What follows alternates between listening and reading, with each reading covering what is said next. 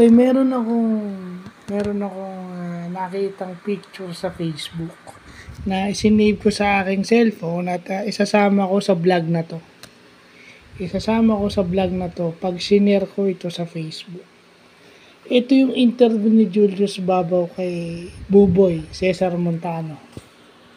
Ang tanong dito is, bakit tumahimik ka nung parang pinaparatangan ka ni Sunshine, 'no? Itong ginawa ni Cesar Montano na pananahimik is yung sa sinabi niya na hindi naman makakatulong sa mga anak ko yun kung magsasalita pa ako. Yun.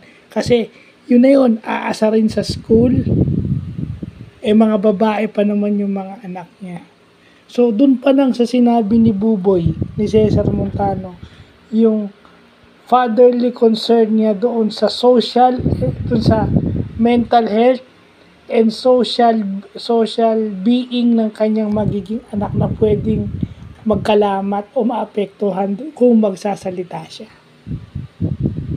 So kasi ba't ko nasabi yan? Dahil itong mga naghihiwalay na couple na to, yung mga nag-aaway sa Facebook, kilala nyo na yung nagsasabi na i-expose ko kayo lahat. Ba't kailangan mong i-expose? Ang makukuha mo lang sa social media is pera. Yun yung lagi ko sinasabi sa inyo. Maibabalik ba ng kayamanan mo maayos ba ng pera mo yung mental health ng mga anak mo? Baka lahat ng pera mo maubos para lang i-correct yung mental health ng mga bata. At kung apektado na yung kanilang social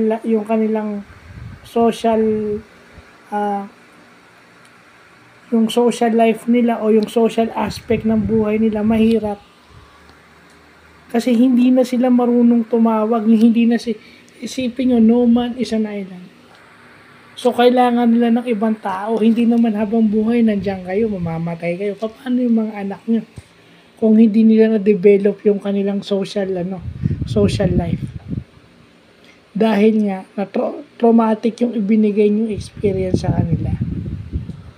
Kasi, kung may issues kayo, tama naman yung sinasabi ng iba. Dahil nga sa pagbabasa ko ng batas, may mga proseso tayo.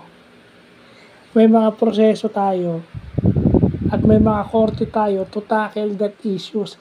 Ang social media hindi family court. Ang social media hindi siya family court. Facebook, TikTok, Instagram, X, hindi yan korte. Hindi yan korte para ma-solve yung social media nyo. At baka yung kikitain nyo, yung monetization nyo, maubos lang sa kababayad nyo sa abogado at sa hearing na pagkatagal-tagal. Kasi every time may hearing, gagastos kayo at gagastos pa kayo sa abogado. Dahil sigurado namang hindi kayo kukuha ng public attorney's office kasi iisipin nyo, di kalibreng kukunin kong abogado dahil mayaman ako. And besides, dahil ko sinasabi, di ba? Ako, sinasabi ko na, kung ang dahilan nyo lang ng pagpapakasali na in love lang kayo, yung love lang, na in love lang kayo,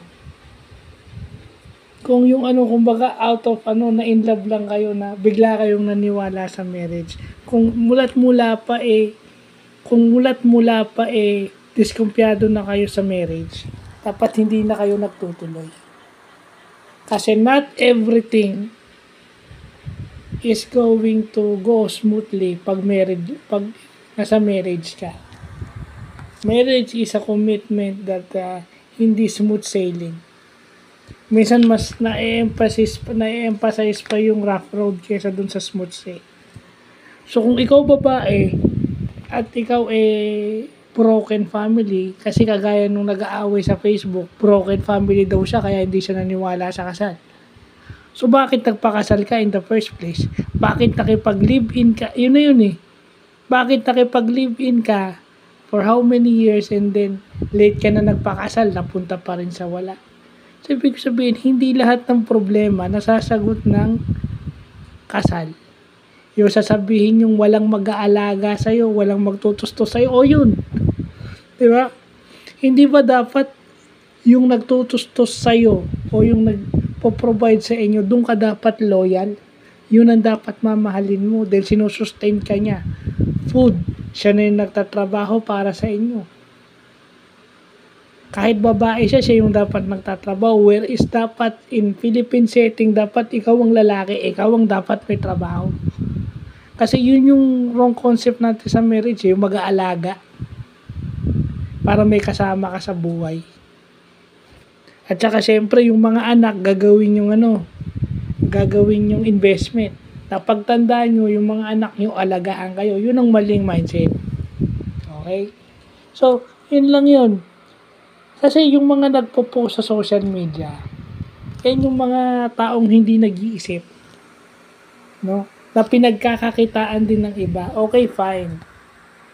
Yun yung nagbibigay kayo ng kita o ng kabuhayan sa ibang tao pero sa maling paraan. At pag-uusapan ng ethics, malaking kasalanan yun sa itaas. Dahil ang pinagmumula ng pera nyo, yung negatibong aspeto ng buhay ng iba. Kasalanan yun. Dapat matuto kayong respeto yung buhay ng ibang tao. Dapat bigay nyo sila ng konting privacy sa mga bagay na yan, hindi yung kumikita kayo. Kasi hindi kayo kumikita masamang kumita ng pera out of other people's misery. Yun ang pinaka-content doon. So, sana makuha na lahat ng mag-asawa o mga dumadaan sa annulment o dumadaan sa vowsy itong na to. At doon sa mga di ba? Doon sa mga ginagawang content yung marriages, yung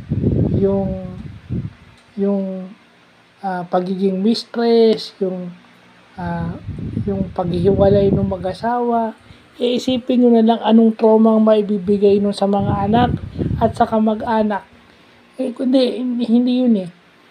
Yung bang, kung may anak, sige, obviously, bata, apektado, pero doon sa pamilya nung na-allege na mistress, kahit sabihin mo hindi yan nagsasalita, apektado pa rin yan. Siguro nagko-coping up lang sila. Diba? Kasi ninonormalize nyo, pinagkakakitaan nyo. Hindi tama na pagkakitaan nyo yung buhay ng ibang tao kasi hindi naman talaga balita yan. Ang sa tingin kong balita is yung mabuting nangyayari sa buhay nila at kung ibabalita nyo man yung masama, hindi yung sarcastic.